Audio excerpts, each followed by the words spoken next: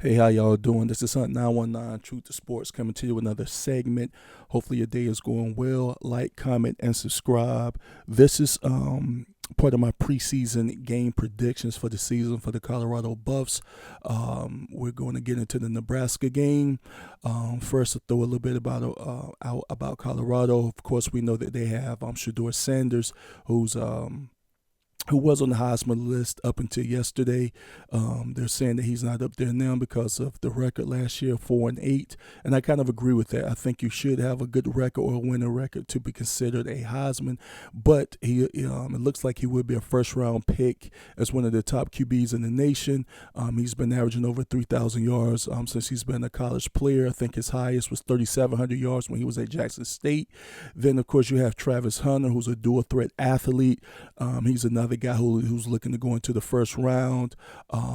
He's a cornerback and a wide receiver, as you all know. Most of you Buffs know that. That's why I won't go deep into Colorado. But he's also considered a top 30 wide receiver. You have two of those on the Colorado Buffs team as preseason top 30 receivers. You have Travis Hunter and you have LeJontay Wester. As those two, and then you have Jimmy Horn Jr., who's obviously important because he was the second leading receiver last year with the Colorado Buffs, so you can't ignore him. Then on the defensive side of the ball, you have Shiloh, who's coming off of a shoulder injury. We don't know if he's coming back, but if he comes back, he'll be leading the way on the defensive side along with Travis Hunter. And then you have Warren Sapp as a coach, and then you have multiple other coaches from the NFL or with NFL experience, whether they played or whether they coached on that level, who looks to add to the defensive side of the ball. So we get right into Nebraska. Nebraska has one of the top players / quarterbacks in the country, Dylan Ralio. I hate to mispronounce his name, but Dylan. Let's go by Dylan. He's a freshman, 6'3" freshman. As I said, one of their top recruits in the country. He was going to USC, then Georgia, but now he ended up in Nebraska. He is considered their top quarterback prospect that they've ever had in the history of their school, which is saying a lot because we know that Nebraska, regardless of their recent history, I'm old enough to know that Nebraska was the Alabama of college football for a long time, a national powerhouse. He do have an uncle who's an offensive line coach. His dad was an All-American center at Nebraska, was part of the national championship team, so he does have DNA within the Nebraska pipeline. So he's their top prospect. He's also will be their starter. They have three freshmen and one sophomore and one junior that will be behind him, but he will be their starter as far as now. But we go right into their receiving core. They have a guy named Jamal Banks who's transferred from Wake Forest. He did lead Wake Forest in receiving yards last year with 653 yards and 4 touchdowns. They also have a transfer from Texas named Isaiah. He had one reception of 14 yards, but he was hurt last season, so he couldn't show himself. But in 2020, he had his best season while he was in college. He had 100 yards. He had 100-yard game against Nevada. He caught 3 passes for 102 yards. He is considered a speed receiver, but he's been hurt most of his college career, so he'll be a person to look out for. We go right into the offensive line. The offensive line was not good last year. They could not pass block, but they were very good at run blocking. So look for them to play to their strength. They will have a young quarterback, as I just mentioned. So look for them to have a very strong running game because that is, as I just said, they struggled pass protecting, but they did very well when it came to running the ball. And they gave Colorado a lot of that last year when they ran the ball at Colorado. But the offense, really the quarterback just kind of messed them up. They will have decent size. They will have a center called Ben Scott and an offensive guard named Turner. Those guys are considered to be pretty good, and they will be returning. As far as the running backs, I just talked about the the offensive line can run block very well, where they go 9 deep in that running back room, which I've never liked because most of those players will not be happy and will probably be transferring after the season. I just think 9 is too many, but that's me. But the backs will do their part. They will be running the ball, and that will help protect Dylan because he is a freshman quarterback, regardless of how good they have him rated. And then last year, their quarterback was their top rusher last year with 477 yards behind that line because, again, they love run blocking. You have Gabe Irvin, who will be their starter as of right now. He's back after missing most of the time. I think he missed.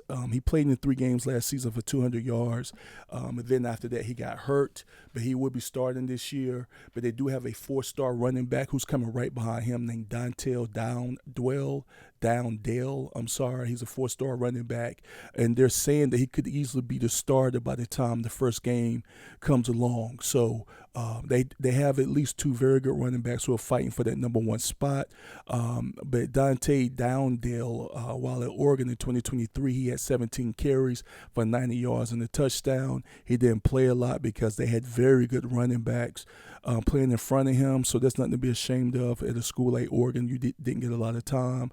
You're playing behind 4- and 5-star guys, so obviously he's moving on to get more time at the running back position. As far as the defense, for the most part, everybody's back, especially their top 3 guys. You have a 330-pounder named Nash Hunchmacher. He's a bit anchor on the nose, and he can get into the backfield. They're saying that he's very good at penetrating that line and getting to the quarterback and stopping the run. Then you have a 310-pound guy named Ty Robinson. He's another run stopper that they have. And then you have Jamari Butler, who led the team last year with 5.5 sacks. So they're good up front. Even though they did get dominated by Colorado last year because Colorado put up 36 points up against them, but they were also put in terrible positions by the turnovers that the offense from Nebraska had last year. But after the Colorado game and after the Michigan game, their defense did not allow more than 24 points against anyone last season. So their defense will be good, and it will present a problem for Shedeur and the Colorado Buffs offense this upcoming season. As I said, the pass rush was good. Their run D was among the best in the nation. Overall, the defense produced very well. They just didn't have any help from the offense. So this is one of their this could be an issue for the Colorado Buffs because they are going up against a good defense, at least at the front line. And the secondary, they're considered young in the secondary, but they will have depth. They will have solid starters, and they have some experienced starters coming back. I think they're saying at least 5 of the starters all have experience, but they did not give a lot of stats on those guys. Tommy Hill did leave them with 4 picks as a corner last year. You do have a 3-star player who transferred from St. Francis named Bal Hill. He's actually from Maryland. He had 21 tackles and 2 interceptions last year. So as far as stats, that's not very good, but they're saying that he had a great spring and that he looks to be a starter as a transfer. And then you had their leading tackler last year, Isaiah Guilford. He's back at the safety spot, and he's very good. He was also honorable mention All Big Ten. He was also an academic All Big Ten, and he's also a Nebraska Scholar Athlete. So he's a big deal. Isaiah Guilford is his name. So look to hear that name a lot next year. But I think in saying that, I think it'll be a tough game. I do think that Nebraska will be seeking revenge against Colorado because they beat them last year at home. And I'm sure, with Shedeur, the antics of Shedeur, some of those guys, they do not want to lose to them again. So at first I had Nebraska upsetting the Colorado Buffs, but after reading through and reading some of the things and then watching their spring game, I think Colorado pulled this game out too. I think it'll be a fight for most of the game, but I think the experience of Shedeur will pull Colorado through again and will bring them through to a victory. I think with the inexperience of their freshman quarterback from Nebraska will play a big part in them losing. But they do have a good running game, and they do have a very good defensive front, and I think that'll keep the game close for the most part. Now, I don't think Nebraska can afford to get behind because, as I said, they have a very good running game, which can waste clock, and they have a very good defensive front who can stop the run and get to the quarterback. And so if Colorado did not upgrade their defensive line or their offensive line very much, I think it'll get exposed in this game against Nebraska. So I'm going to pick Colorado to win, but do not be shocked if Nebraska upsets them for everything that I just told you, because they're running the ball good, because they protected their freshman quarterback, and because both lines, the offensive line did their job and the defensive line did their job, and we'll see. So I'm picking the Colorado Buffs to be 2-0 after this game. This will be a hard-fought game, but I think the star power Shedeur Sanders will pour them through in this game. It's Ben Hunt, 919 Truth Sports. Ride with me.